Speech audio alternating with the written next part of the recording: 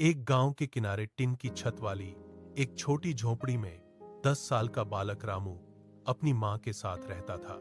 उसके पिता कई साल पहले बीमार होकर मर गए थे। मां दूसरों के घरों में बर्तन धोकर और खेतों में काम करके जैसे तैसे 2 वक्त की रोटी जुटाती थी। रामू का सबसे बड़ा सपना था स्कूल जाना, लेकिन उसके हाथ में किताब नहीं, हमेशा पुराना बोरा होता था। सुबह ही वह कचरे से प्लास्टिक और बोतलें उठाने निकलता था ताकि शाम को मां थोड़ा चावल खरीद सके।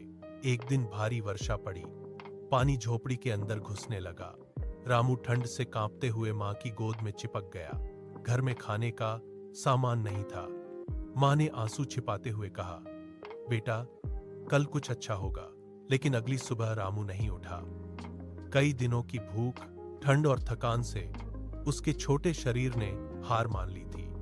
मां ने बेटे को गले लगाया और रोती रही, लेकिन उस छोटी सी झोपड़ी में उसकी रोने की आवाज सुनने वाला कोई नहीं था।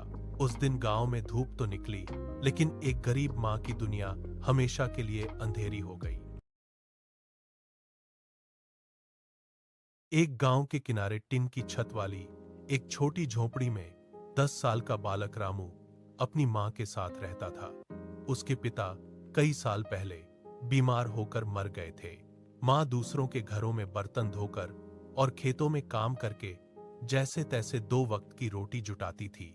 रामू का सबसे बड़ा सपना था स्कूल जाना, लेकिन उसके हाथ में किताब नहीं, हमेशा पुराना बोरा होता था। सुबह ही वह कचरे से प्लास्टिक और बोतलें उठाने निकलता था ताकि शाम को मां थोड़ा चावल खरीद सके।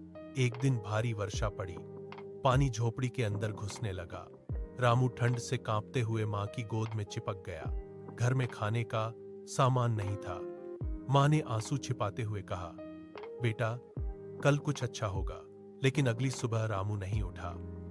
कई दिनों की भूख, ठंड और थकान से उसके छोटे शरीर ने हार मान ली थी।